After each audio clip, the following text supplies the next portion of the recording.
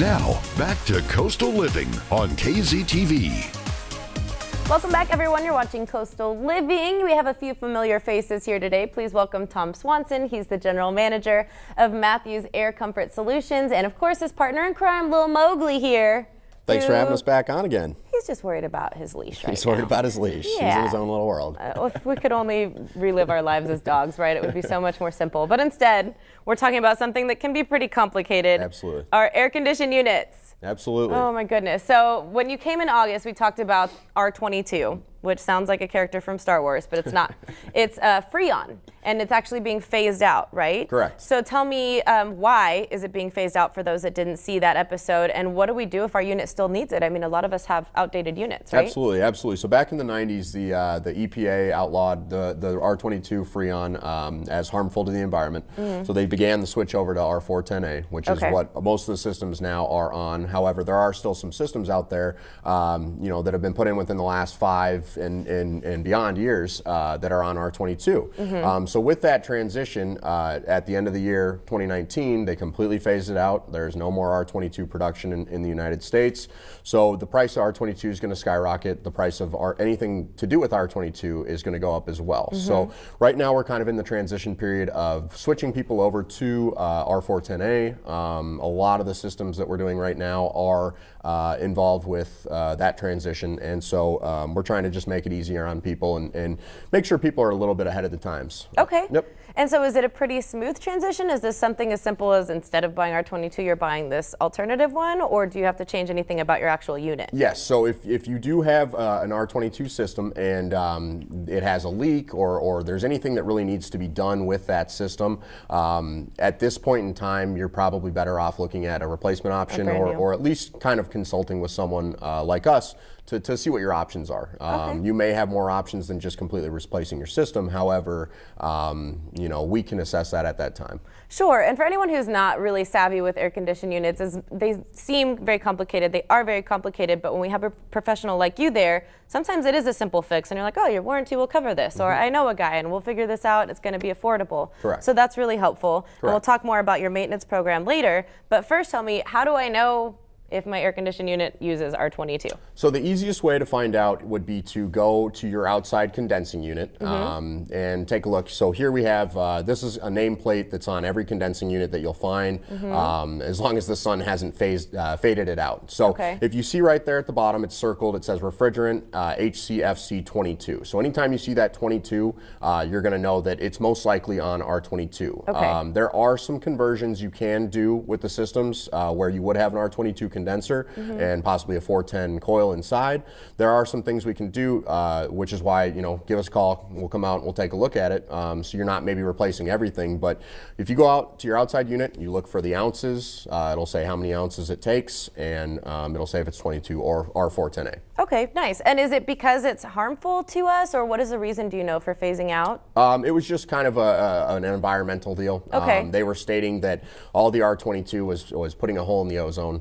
We don't want to do that. So exactly, we want to keep the environment clean. So they decided, back in the 90s, let's give people 20-ish years to kind of get through their systems, things like that. And now we're at that point where R22 is just not going to be readily available. The price of it is going to go up, supply and demand, and so now is probably the best time to look at possibly replacing that. So. Okay, good to know. So I mean, it's great. Yes, we're in 2020. We're all much more environmentally conscious. We don't want holes in our ozone layer. We want Mowgli to be able to breathe clean air, right, buddy? Correct. So tell me about the maintenance package you have, because that takes away a lot of the homework for us at home, trying to be, I'm very do-it-yourself, strong, independent woman. Yeah. And sometimes that bites me in the booty. I think it's better sometimes to trust a professional like yourself. Tell me what your maintenance plan is and includes. So our maintenance plan right now that we're running a special. It's buy 1 year, get 1 year free. So in the past we had 2 visits, one in the spring, one in the fall for $158. And now what we're doing is we're actually just adding a second year for free. So it's $158 for 2 years, 4 visits. We come out in the spring, we check your AC. We come out in the fall, we check your heat. However, with kind of the R22 issues going on right now and just the general weather that we have here in the coastal bend, we're checking the ACs in the spring as well, just to kind of make sure people are ready to go. I think it's gonna be 80 degrees today, so I mean, people are definitely running their ACs. We're all over the place. Yep, yeah, exactly. It's like heater, AC. And you mentioned that you're coming in and you're checking, you're maintaining a couple times a year. Does that include like changing the filter and adding the Freon and all that stuff, or is that an additional cost? So if you do have R410A, we'll give you 1 pound of refrigerant, but if you're down a pound, typically it means something else is wrong. Okay. So what we're trying to do here, especially with R22 systems, is we're trying to kind of maybe nip some problems in the bud a little bit. If we're doing maintenance on it, we can extend the life of it. We can keep it running for much longer than generally if you just let it kind of go. And it's similar to an oil change on your car. You wouldn't drive your car for a full year without getting somebody to change the oil, take a look at your filters and things like that. So it's similar to that, and it can definitely extend the life of an R22 system, up to 5 years, really. Okay, good to know. So yes, of course it's important to maintain, and with anybody's luck, the case is that you put it off for so long, and the day that it does go out is a day that it's either 100 degrees outside or like 40, and we can't handle it because we're from Corpus. Correct. And we can't handle the cold. So that's what we're trying to do right now. Make sure this is a great time to take a look at all that, because it is cooler out. It's a slower time for all heating and air companies out there, just because of the demand isn't there. We're in between 60 and 70 degrees most of the days, and people can just open their windows. But right now, if you've had any issues in the past year, if you've noticed anything maybe wrong with the system, now is the best time to get it taken care of, have us take a look at it. So okay, and this is a little off topic, but I'm wondering if it affects the maintenance of your air condition. There's some people like my parents who keep the house at a solid 78, and as soon as I walk in I start sweating.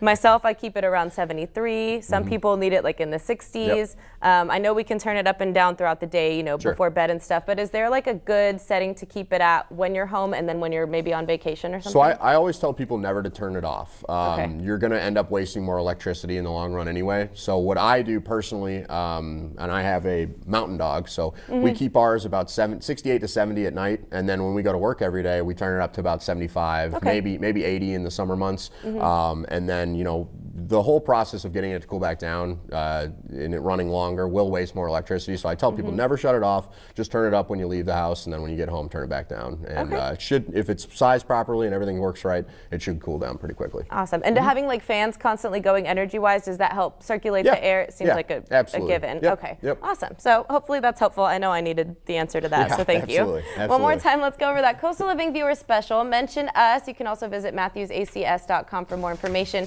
but you can take advantage of that residential or commercial package, which is great for those of you who maybe are business owners and you have a very large space to maintain. Whenever you buy 1 year of either of these maintenance plans, you'll get 1 year free. Call them at 853-6265. Thank you, Tom and Mowgli, for joining us today. I appreciate it. It's almost what? Welcome to the show, Mowgli. Hi. You get a good nap? All right, guys, when we come back, we're looking local at great things and people around the coastal bend. We'll be right back.